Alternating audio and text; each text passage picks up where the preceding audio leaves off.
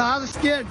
Aí ele veio perdendo altitude, ele não caiu de uma vez não, ele veio abaixando, e meteu de asa na água e virou a cauda por cima. O dono de uma pousada tentou resgatar as vítimas e disse que uma das passageiras estava viva. Eu logo caí na água com meu funcionário para a gente poder ajudar no resgate, né? Porque tinha uma moça viva na parte de trás do avião.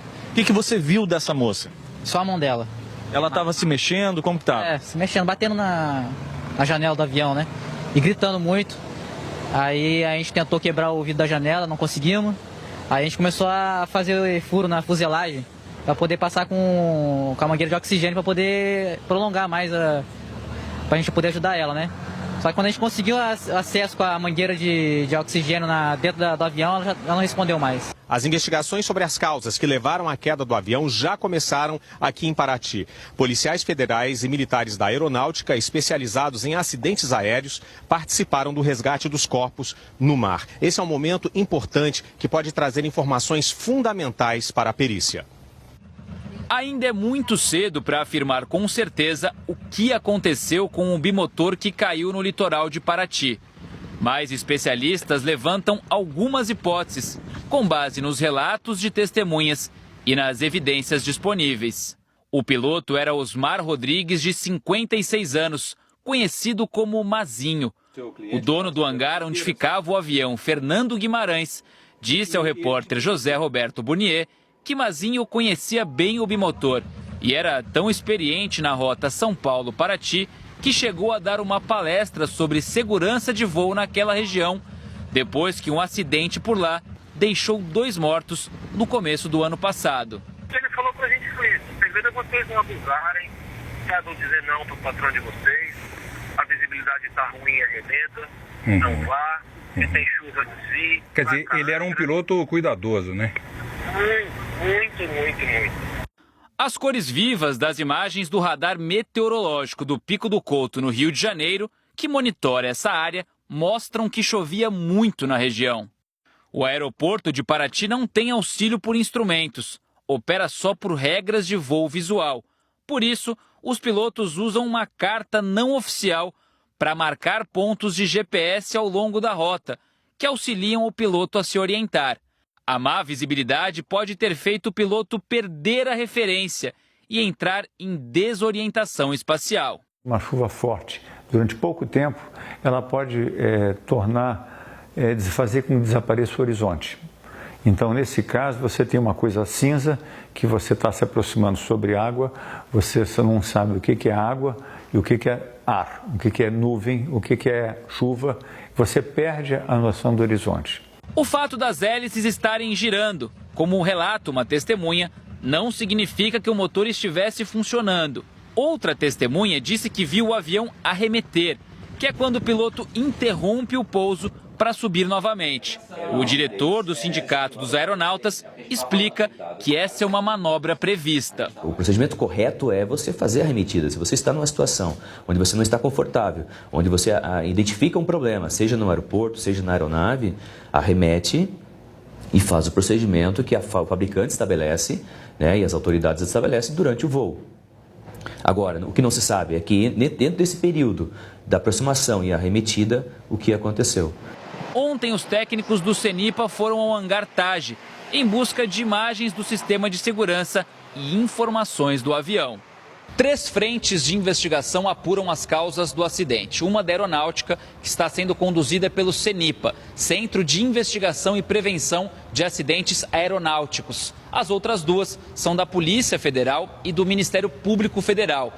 As instituições envolvidas não deram prazo sobre o término dessas investigações. Os 5 corpos resgatados em Paraty já estão no Instituto Médico Legal em Angra dos Reis. As informações do ML com o repórter André Luiz Azevedo. André Luiz. Boa tarde, Sandra. Boa tarde, Evaristo. Muito boa tarde a todos. Os últimos 2 corpos resgatados chegaram aqui ao Instituto Médico Legal de Angra dos Reis, que fica a cerca de 100 quilômetros de Paraty, por volta de 12h30. Foram os corpos do piloto Osmar Rodrigues e também da senhora Maria Hilda Panas, de 55 anos. Os corpos foram trazidos num carro da Defesa Civil e entraram direto pela porta dos fundos do Instituto Médico Legal. Nesse momento, então, os 5 corpos das vítimas do acidente em Paraty já estão aqui no Instituto Médico Legal de Angra dos Reis. São eles os corpos do ministro Teori Zavascki, o corpo do dono do hotel Emiliano Carlos Alberto Fernandes Figueiras e de Maíra Lidiane Panas Elatzulca, de 23 anos, massoterapeuta, funcionária de Carlos Alberto Fernandes Figueiras. Os 5 corpos já estão aqui, então, no Instituto Médico Legal de Angra dos Reis, onde há uma força-tarefa com reforço de peritos para apressar os trabalhos. A informação que nós temos é que vai ser feita, então, a identificação oficial, inclusive agora há pouco chegaram aqui parentes, filhos do piloto Osmar Rodrigues para colaborar nessa identificação e depois também vai ser feito a necrópsia e a preparação dos corpos para serem levados para o enterro. Não há informação sobre os locais de todos os enterros. O que se sabe até agora é que a família de Teori Zavascki já comunicou que o enterro dele vai ser no Rio Grande do Sul. Então o mais provável é que o corpo saia daqui, seja levado para o aeroporto em Angra dos Reis, a cerca de 20 quilômetros, e de lá siga de avião para Porto Alegre. Voltamos com vocês, Sandra, Evaristo. André Luiz Azevedo, muito obrigada pelas suas informações.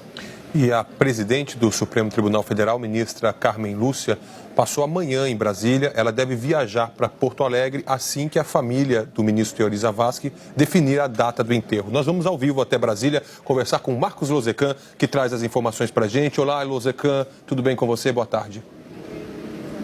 Boa tarde, Evaristo, e a todos que nos assistem. O Supremo Tribunal Federal nem poderia ser diferente, está de luto, clima de muita consternação, os funcionários, assessores, a segurança, todos muito tristes com o que aconteceu com o ministro Teori Zavascki. O judiciário está em recesso e, com isso, muitos ministros estão em férias, viajando inclusive para o exterior, mas já estão retornando ao Brasil para o enterro. Caso do ministro Dias Toffoli, Gilmar Mendes, Edson Fachin. O gabinete do ministro Teori Zavascki, bem como da presidente do Supremo, Carmen Lúcia, funcionava a pleno vapor durante o recesso. Isso porque os assessores estavam preparando os processos para homologação das delações premiadas dos funcionários e ex-executivos da Odebrecht. A morte do ministro já afetou a Lava Jato porque já foram suspensas as entrevistas dos delatores da Lava Jato, que seria feita na próxima segunda-feira. Ainda não se sabe quem vai ser o novo relator da Lava Jato aqui no Supremo. A ministra Carmen Lúcia está trabalhando, ela está no gabinete dela. Nós gravamos imagens dela hoje de manhã no gabinete e ela está trabalhando, mas disse que nada decidirá antes do enterro do ministro em Porto Alegre por uma questão de respeito a ele e à família dele. Sandra e Evaristo. Muito obrigado, Lozecan, pelas suas informações. Uma boa tarde. Considerado um juiz discreto, Teori Zavascki ganhou repercussão nacional ao se tornar relator da Lava Jato 2 anos depois de ter sido indicado ao STF. A reportagem é de Flávia Alvarenga. Teori Zavascki ocupava uma cadeira no Superior Tribunal de Justiça quando foi nomeado para o Supremo Tribunal Federal, pela ex-presidente Dilma Rousseff. Ele tomou posse no STF no dia 29 de novembro de 2012, em meio ao julgamento do Mensalão. Evitava falar sobre os casos que julgava para não se tornar impedido. Era considerado um dos ministros mais técnicos do Supremo e incisivo em seus votos. O maior caso nas mãos de Teori Zavascki foi a Lava Jato. Ele assumiu o processo em 2014.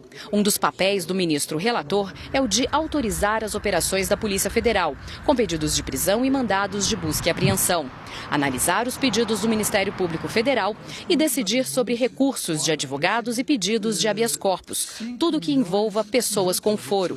Também é o relator que homologa as delações premiadas.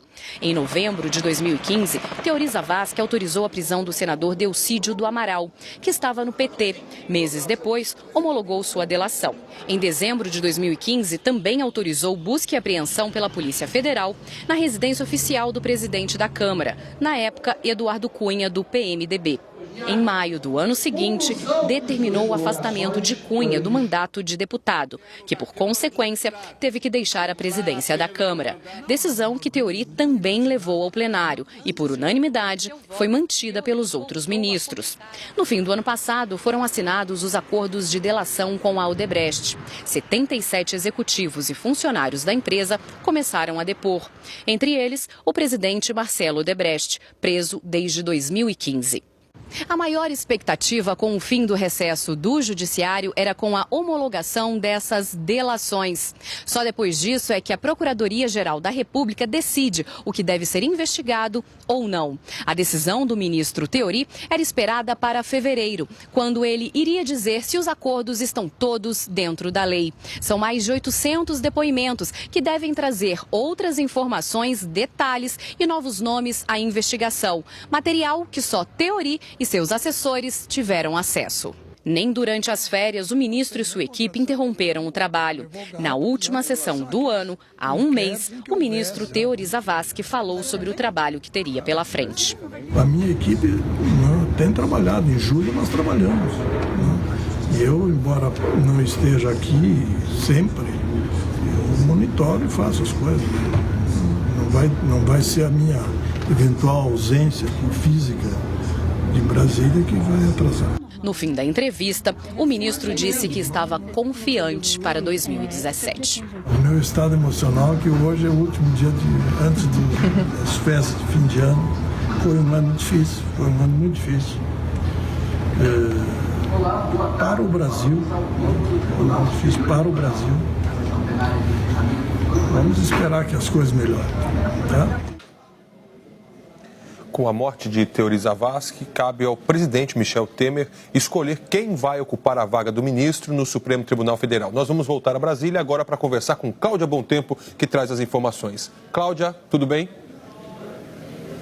Oi, boa tarde a todos. Olha, pessoas ligadas ao presidente Michel Temer dizem que a escolha do substituto de Theory Zavascki no Supremo Tribunal Federal vai ser rápida, mas não há um prazo para essa indicação. A expectativa é que essa análise de nomes só comece depois desse prazo, desse luto de 3 dias que foi decretado ontem. O presidente da República, ele recebe então indicações de políticos, de integrantes do meio jurídico e ele tradicionalmente, ele conversa com cada um desses candidatos. Isso muitas vezes pode levar meses, foi assim com o último ministro que chegou ao Supremo Tribunal Federal, ministro Luiz Edson Fachin. A escolha do nome dele demorou 9 meses, mas a situação agora é diferente. Só depois disso é que esse nome então vai para o Senado para aprovação. Deixando bem claro, tudo isso que a gente está discutindo aqui é para a escolha do substituto de Theory Zavascki no Supremo Tribunal Federal. Agora, a decisão sobre quem vai assumir a relatoria da Operação Lava Jato no Supremo Tribunal Federal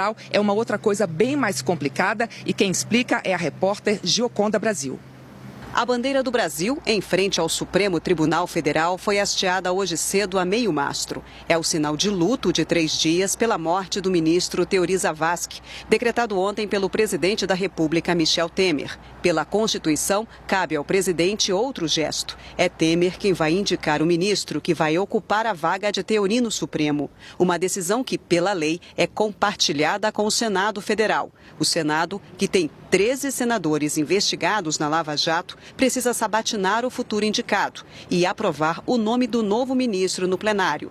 Não há prazo para Michel Temer fazer a indicação. A escolha de um ministro do Supremo Tribunal Federal é sempre uma decisão delicada. No caso do substituto de Theory Zavascki, será ainda mais. O novo ministro pode herdar a relatoria dos processos da Lava Jato. Os critérios para a substituição em caso de aposentadoria, renúncia ou morte de um relator estão previstos no regimento interno do Supremo. O artigo 38 diz que, nessas circunstâncias, o relator de um processo é substituído pelo ministro nomeado para sua vaga. Neste caso, a Lava Jato iria para um novo ministro a ser indicado por Temer. Mas o artigo 68 do regimento lista uma série de situações em que caberia à presidente do Supremo, ministra Carmen Lúcia, pedir a redistribuição dos casos.